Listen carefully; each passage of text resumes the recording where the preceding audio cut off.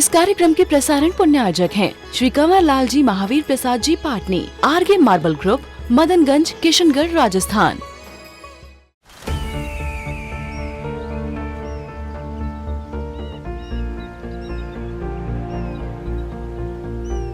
जो बनकर मेरा हमसफर आएगा, सिर्फ उसी को फर्क नजर आएगा। शुरू करो, डालो बुनियाद, घर महल नजर आएगा।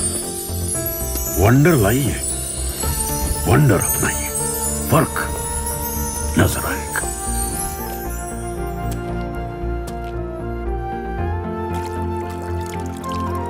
पानी भर लो अंजलि में, चांद उतर आएगा।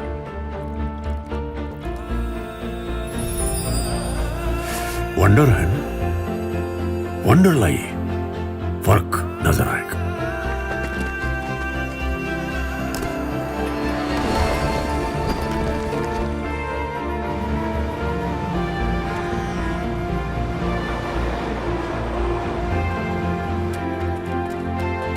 पहला घर तो खड़ा करो,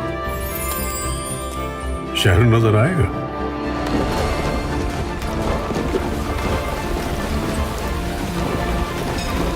साल बरस और सदी नहीं, एक युग गुजर जाएगा। उम्र न पूछो वंडर की, जब फर्क नजर आएगा। वंडर सीमेंट, फर्क नजर आएगा। सबसे कठिन धर्म है ब्रह्मचर्य धर्म। इसी के अभाव में संसार अनादिकाल से चला आ रहा है। यदि हम दुख से ऊपर उठना चाहते हैं, अंतरंग से भावना भाना चाहते हैं, सबसे आखिरी में इस धर्म को रखा गया है, जो सबसे ज़्यादा पुरुषार्थ को मांगने वाला होता है। अब ब्रह्म का भाव भीतर में क्यों पैदा होता है, पहले तो उसे समझ लें। क्यों व्यक्ति चाह कर के भी इस अब्रह्म से ऊपर नहीं उठ पाता है? कौन से कारण हैं जो बार बार उसे अब्रह्म की ओर लेकर के चले जाते हैं? किस रास्ते को वो अपनाए अपने जीवन में, ताकि वह अब्रह्म से ब्रह्म की ओर आ सके? कुछ ऐसे प्रश्न अपने भीतर यदि हम चिंतन का विषय बनाए हैं, तो हम भी वह पा सकते हैं जो उन महापुरुषों ने पाया है। एक श्रावक भी वो कार्य कर सकता है। आगम में विजय सेठ विजया सेठानी की कथा आती है। शुक्ल पक्ष एक का नियम था, कृष्ण पक्ष में ब्रह्मचर्य का दूसरे का नियम था। सबसे कठिन बात होती है गृहस्थ होकर के विवाह करके दोनों ही पति पत्नी जीवन भर ब्रह्मचर्य में उतर जाए। कितना गजब का उनका अंतरंग का भाव, आखिर क्या दृष्टि भीतर आ जाती है कि साथ रहता हुआ भी व्यक्ति, निमित्त के बीच में रहता हुआ भी व्यक्ति उससे प्रभावित ना हो पाए। कुछ तो ऐसा होता होगा उसके भीतर, क्योंकि जैसे ही निमित्त मिलता है हर व्यक्ति उससे प्रभावित हो ही जाता है। अब निमित्तों में रहते हुए भी उससे ऊपर उठ करके रहना, कुछ ऐसी साधना भीतर होती है। अब ब्रह्म का भाव तो आता ही है, क्योंकि अनादिकाल से चारों ही संज्ञाओं से हर जीव ग्रसित है। मैथुन संज्ञा से ग्रसित है। अब वेद कर्म का उदय होगा, पुरुष वेद स्त्री वेद का, तो उस कर्म के उदय में तो परिणाम तो सुर जाएंगे ही जाएंगे, क्योंकि सभी लोग ये तर्क रखते हैं। क्योंकि जहाँ मनुष्य बना है और मनुष्य को जैसे भूख लगती है तो वो भोजन करता है, प्यास लगती है तो पानी पीता है, ऐसे ही एक शरीर की भूख है। तो जब शरीर में वो भूख लग रही है तो मन में वो इच्छा पैदा हो रही है, तो उसके अनुरूप उसको पूर्ण करने के लिए वो पुरुषार्थ भी कर लेता है, काम पुरुषार्थ का आलम्बन ले लेता है। उसमें कोई पाप थोड़ी होता है, दुनिया तर्क रखती है। सहज एक शारीरिक प्रक्रिया है और उस प्रक्रिया के अनुरूप वो अपने जीवन को जी रहा है। तो मूल में तो अंतरंग कारण हमारे ही वेद कर्म के तीव्र उदीर्णा वाला होता है। उसके उदीर्णा में सब बह जाए ये कोई नियम भी नहीं होता है। दुनिया में बहुत सारे ऐसे लोग हैं, ऐसे मनुष्य हैं, श्रावक हैं, त्यागी व्रती हैं, जो कर्मों से अभी रहित नहीं हुए। कर्म का उदय उनका भी चल रहा है। कर्म के उदय होते हुए भी वो अपने जीवन में थोड़ा सा संयम लेकर के आ जाते हैं। तो अंतरंग कारण तो हमारे कर्म का उदय होता है, लेकिन उस अंतरंग कारण के साथ साथ कुछ बहिरंग कारण भी होते हैं। उन बहिरंग कारणों के मिलने से भी व्यक्ति के भाव स्वर बहुत ज़्यादा बढ़ने लगते हैं। तो हमारे हाथ में क्या है, उसे हम अपने जीवन में अपनाना सीखें। अब जो हम कर्म बांध करके आए हैं उसे तो हम पूर्ण रूप से बदल नहीं सकते, उसका तो उदय आएगा ही। लेकिन वर्तमान में हमारे हाथ में क्या है, बहिरंग कारणों को हम व्यवस्थित कथनचित कर सकते हैं। तो बहिरंग कारण को कौन से हम कारण है जिसे हम व्यवस्थित कर पाएँ, तो पहले उसे भी समझ लो। बहिरंग कारण आज वर्तमान में सबसे ज़्यादा है, कौन सा है? आप लोगों के पास है, सबके पास है, मोबाइल है, आबाल वृद्ध के पास। पहले भी अब्रह्म की बात होती थी, ऐसा नहीं कि पहले नहीं होती थी, चौथे काल में भी होती थी। लेकिन आज पंचम काल में वो 24 घंटे जिस निमित्त को लेकर के चल रहा है, जिस परिसर में वो रह रहा है, जिससे वो देख रहा है, जो सुनता है, जो वो खाता है, जो वो सोचता है, जो वो कहता है, वो जो सूंघता है। देखना, जब प्रतिक्रमण आता है, उस प्रतिक्रमण में ब्रह्मचर्य को पालने के लिए 5 भावनाओं का वर्णन किया है। और उन भावनाओं में कहा गया है कि जो व्यक्ति अपने पंचेंद्रिय के विषयों को जीत लेता है वो ब्रह्मचर्य का परिपूर्ण पालन कर सकता है। और जो व्यक्ति पंचेंद्रिय के विषयों के अभिभूत हो जाता है, उससे प्रभावित हो जाता है, तो नियम से वह ब्रह्म की ओर जाएगा। तो यदि हम ये चाहते हैं कि उन बहिरंग कारणों से अपने आप को बचाना है, तो सर्वप्रथम हमें यह देखना होगा, हर व्यक्ति को यह देखना होगा, स्वयं का अध्ययन करना होगा, वो इन आँखों से दिन भर में क्या क्या दिखता है, वो इन आँखों से, इन कानों से दिन भर में क्या क्या सुनने की कोशिश करता है, वो मुख से क्या क्या ग्रहण करता है, वह क्या क्या सूंघता है और किसे वो छूता है और क्या क्या वो सोचता है। अर्थात उसे यह देखना होगा कि मैं अपने मन का प्रयोग क्या क्या करता हूँ, अपनी आँखों का प्रयोग किस दिशा में करता हूँ, अपनी वाणी का प्रयोग किसे करता हूँ, कानों का, घ्राण का, हर इंद्रिय का प्रयोग कैसे करता हूँ। क्योंकि आचार्य भगवान ने रास्ता वही बताया है। यदि हम उस अब्रह्म से ब्रह्म की ओर आना चाहते हैं तो हमें उन निमित्त से पहले स्वयं बचना होगा। अब निमित्त भी 2 प्रकार के, एक जो हमसे पृथक अस्तित्व लिए हुए और दूसरा निमित्त हमारे ही आश्रित है।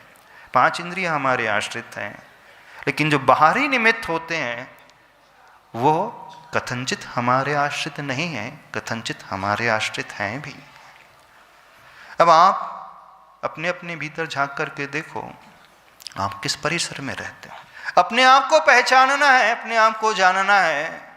तो जब आप एकांत में रहते हो उस समय आप क्या देखते हो, क्या सोचते हो, क्या कहते हो, क्या पढ़ते हो, क्या सुनते हो, उस समय व्यक्ति की परीक्षा हो जाएगी कि वो अंदर से कैसा है।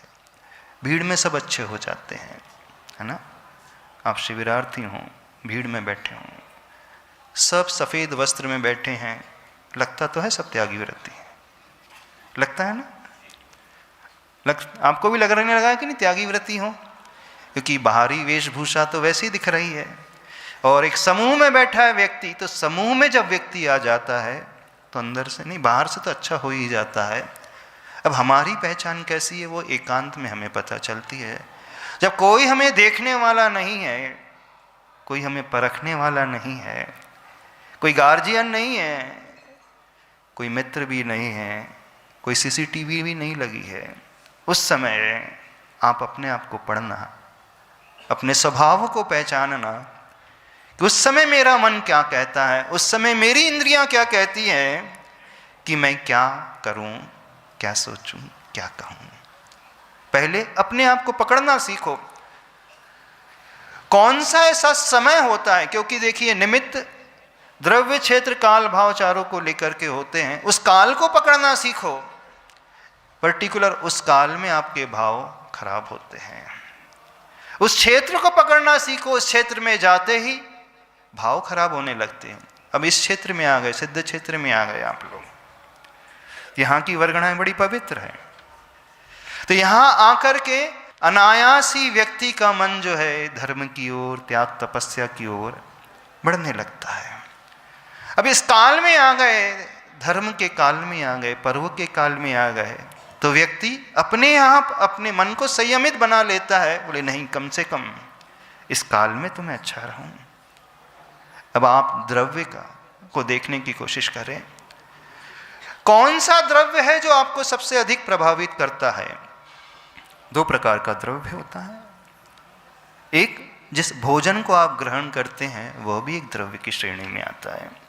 तामसिक आहार किया जाएगा, गरिष्ठ आहार किया जाएगा, स्पाइसी लिया जाएगा, बहुत ज़्यादा मसाले वाला लिया जाएगा, तो नियम से वह इंद्रियों में उद्रेक पैदा करेगा। दूसरा द्रव्य है आपकी संगति, फ्रेंडशिप। किन लोगों के साथ आप उठते बैठते हो, किन के साथ आप चर्चा करते हो, वो कंट्रोल करना आपके हाथ में। वो द्रव्य आप कंट्रोल कर सकते हो, फ्रेंडशिप को आप कंट्रोल कर सकते हो, आहार को आप, भोजन को आप कंट्रोल कर सकते हो, वो आपके हाथ में है। क्षेत्र, किस क्षेत्र में रह रहे हैं आप, चाहते हो, चाह करके आप चला करके आप रात्रि में बियर बार चले जाओ, पब में चले जाओ, तो वहाँ मन भटकेगा ही। चला करके आप स्पा चले जाओ, तो वहाँ मन भटकेगा ही, हो जाएगा। अब आधी रात को आप घूमने के लिए निकलोगे, उस काल में निकलोगे, तो वहाँ मन भटकने की संभावना अपने आप ही बढ़ जाएगी। वैसे आधी रात का भी इंतजार दुनिया में बहुत सारे लोग करते हैं। आचार्य भगवान ने मूक माटी में बड़ी अच्छी पंक्तियाँ लिखी हैं। इस युग के दो मानव अपने को पाना चाहते हैं, अपने को खोना चाहते हैं। एक योग त्याग को, आत्म ध्यान को चुनता है, दूजा भोग राग को, मद्यपान को धुनता है। फिर क्या है, कुछ ही पलों में दोनों हो जाते हैं मस्त। एक शिव के समान निरा खरा है, दूजा शव के समान निरा पड़ा है। इस युग के दो मानव अपने आप को पाना चाहते हैं, अपने आप को खोना चाहते हैं। एक योग त्याग को चुनता है और आत्म ध्यान को चुनता है, दूजा भोग राग को और मद्यपान को। देखो आचार्य भगवान ने कब इन पंक्तियों को लिखा?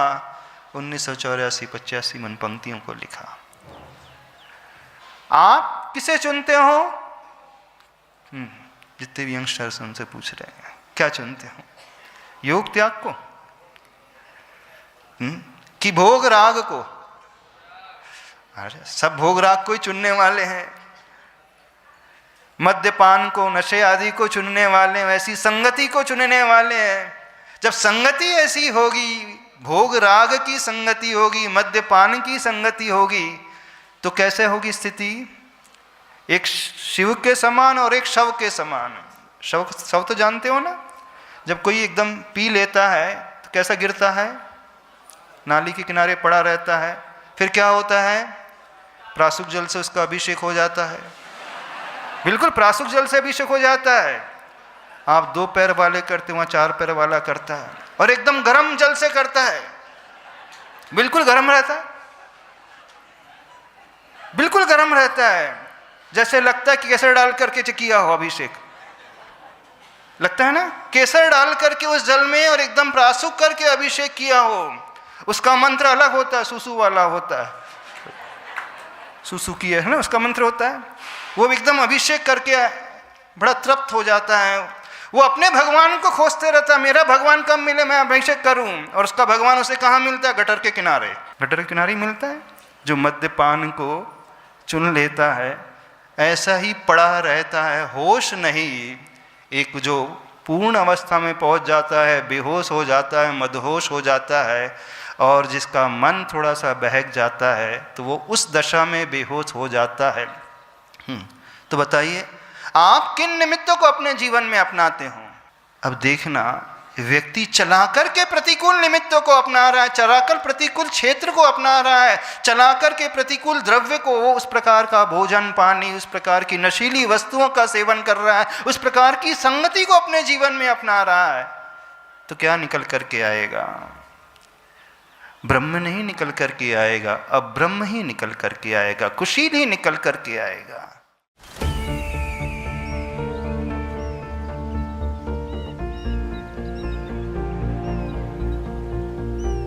जो बनकर मेरा हमसफर आएगा, सिर्फ उसी को फर्क नजर आएगा। शुरू करो, डालो बुनियाद, घर महल नजर आएगा। वंडर लाइए, वंडर अपनाइए, फर्क नजर आएगा।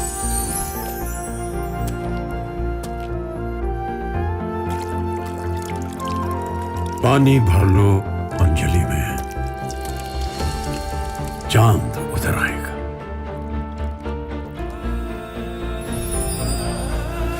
वंडर है ना, वंडर लाइए, फर्क नजर आएगा।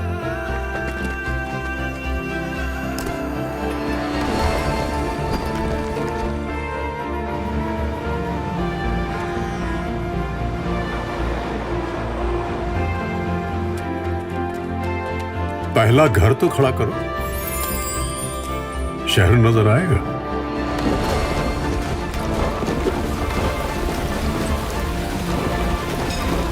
साल बरस और सदी नहीं, एक युग गुजर जाएगा।